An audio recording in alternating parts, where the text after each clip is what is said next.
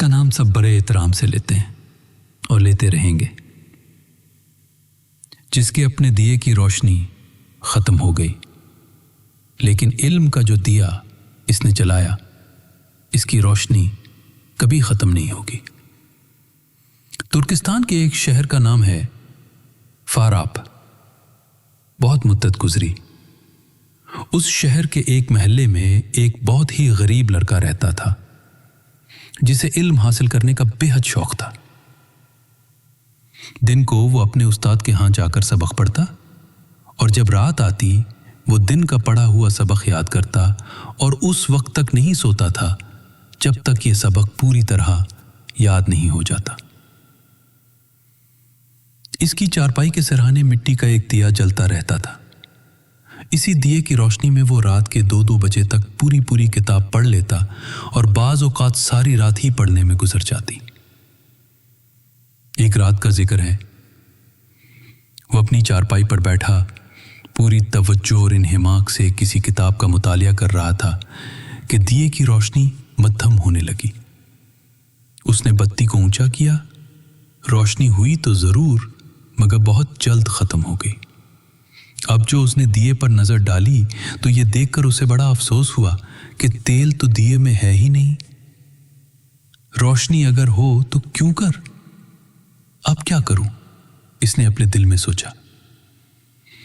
रात आधी के करीब गुजर चुकी थी। शहर की दुकानें बंद हो चुकी थीं और अगर वो खुली भी होती तो लड़के को कुछ फ़ायदा ना होता, क्योंकि उसके पास तेल खरीदने के लिए भी पैसे नहीं थे। पैसों के बगैर कौन दुकानदार तेल दे सकता था। इस हालत में बेहतर यही था कि वो किताब एक तरफ रखकर सो जाए, मगर अभी तो उसे पूरे 2 घंटे और पढ़ना था। वो ये 2 घंटे किस तरह ज़ाया कर सकता था, और फिर दूसरे दिन भी उसके पास कहाँ से पैसे आते। रोटी तो वो एक मस्जिद में जाकर खा लेता और महल्ले के एक बच्चे को पढ़ाकर जो रकम मिलती थी, इससे वो अपने लिए मामूली कपड़े और तेल खरीद लेता था। लेकिन उसे हाल ही में जितने पैसे मिले थे वो खर्च कर चुका था। दिए के इस तरह बुझ जाने से वो बहुत परेशान था। वो अपनी कोठरी से निकलकर दरवाजे पर आ बैठा। रात का अंधेरा हर जगह फैला हुआ था, कहीं कोई चिराग जलता हुआ दिखाई नहीं दे रहा था। इतने में उसकी नज़र रोशनी की एक नन्ही सी लकीर पर पड़ी, जो शायद दूर किसी दीवार पर दिखाई दे रही थी। उसे देखते ही उसके दिल में ख्वाहिश हुई कि काश ये रोशनी उसके घर में होती।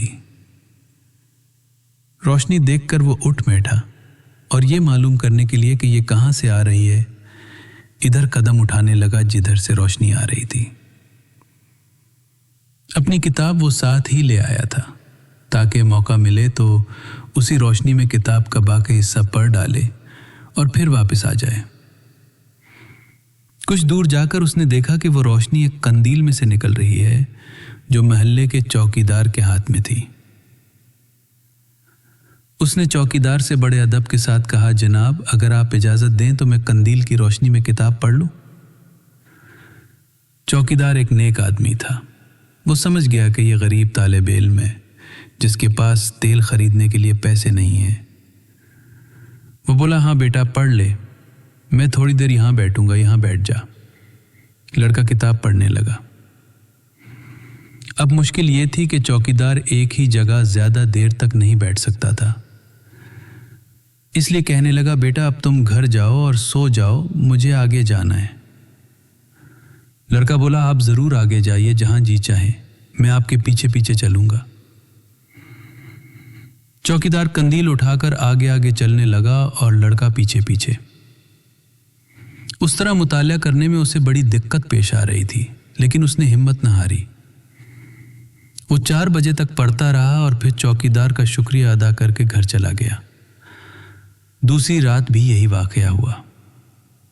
तीसरी रात लड़का आया तो चौकीदार कहने लगा, बेटा लो ये कंदील अपने घर ले जाओ। मैंने ये कंदील ले आया हूं। लड़का ने ये अल्फाज सुने तो उसे इतनी खुशी हुई जैसे बहुत बड़ा खजाना मिल गया हो।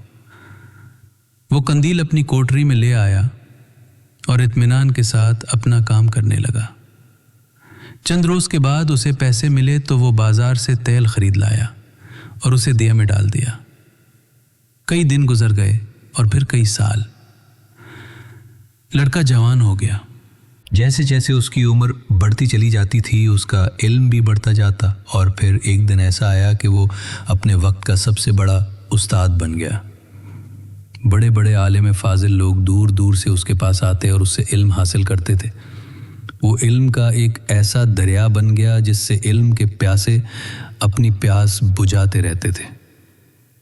जानते हो बच्चों, ये लड़का कौन था? ये था अबू नस्र फाराबी। ईरान के इस अजीम मुसलमान फ़लसफ़ी और साइंसदान की वफ़ात को कई 100 बरस गुजर चुके हैं, मगर इसकी इज़्ज़त व अज़मत में कोई फ़र्क नहीं आया। इसका नाम सब बड़े एहतराम से लेते हैं और लेते रहेंगे। जिसके अपने दिए की रोशनी ख़त्म हो गई, लेकिन इल्म का जो दिया उसने जलाया उसकी रोशनी कभी ख़त्म नहीं होगी।